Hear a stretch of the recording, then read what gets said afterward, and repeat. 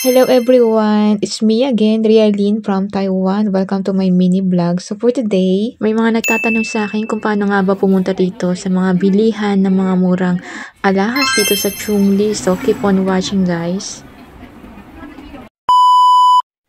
Yun nga guys, so wait lang natin yung train. So pupunta tayo ngayon ng Songli at ipapakita ko sa inyo at kung saan nga ba ako nabili ng mga legit na mga gold doon sa Songli. So, keep on watching guys.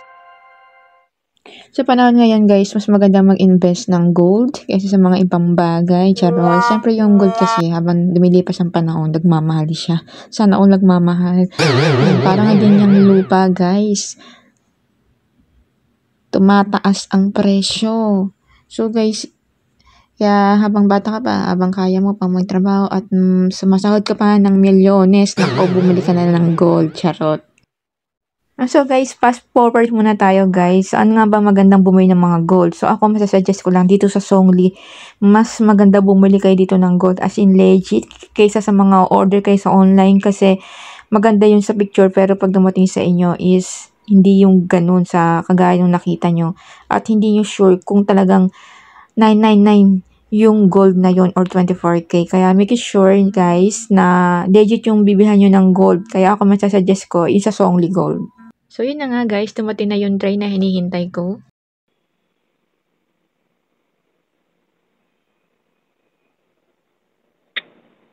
Tsaka guys sa Songli Gold, marami kayong mapagpipilian doon. Magaganda pa. Tsaka for sure guys, hindi masasayang ang pera nyo pag dito kayo bumili sa Songli. And then kung sa online, nako, may scam pa kayo dun. Yun nga guys, ingat-ingat na lang tayo sa mga nag-i-scam sa atin ha. Alam nyo naman, nagkalat na po ang mga scammer sa paligid. Yun so guys, nandito na ako sa loob ng train at maghahanap tayo ng upuan dahil sumasakit na ang tuhod ng lola niya. Charot lang.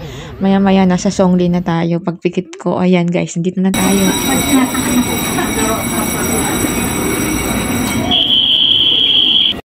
Ayun, shout out nga pala dito sa nag-message sa akin na marami daw siyang natututunan sa aking mga videos. Ang hindi ko alam, meron nga ba? But anyway, bahala na kayo dyan. Kayo lang naman ang nakikinood sa mga videos ko. Hindi, joke lang. Salamat sa mga nanonood sa aking mga videos, aking mga mini vlog.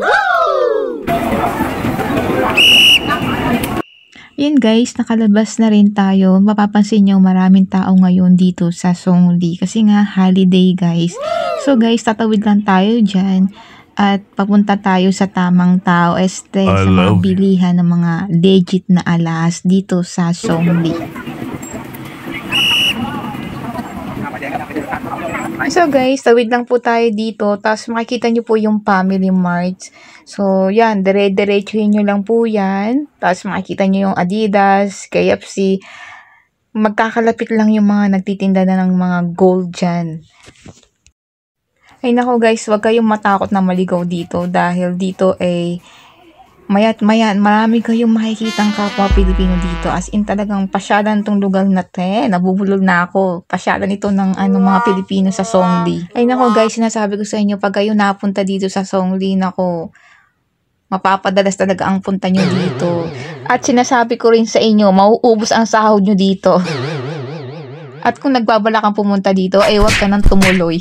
Char. Hindi nga totoo guys, pag talaga napunta kayo dito sa Songli na to, talagang mapapabudol kayo dahil sa sobrang daming mga tin. So password muna tayo guys, ito nga pala yung Songli Gold. So dito ako nabili ng mga gold. Saan talaga ito masasabi ko legit na legit. And guys, gaya na sabi ko, naku, huwag kayong pupunta dito sa Songli at mauubos ang sahod nyo dito. Alam nyo ba guys, nagsukat ako nito. Ang ganda, grabe. Itong channel, pero naman yung price, nagulat ako. Nung tinanong ko siya kung magkano, ayan, 25,500. Yung timbang niya is nasa 11 point something yung grams. Ayan, 11.25. Kaya pala ang bigat.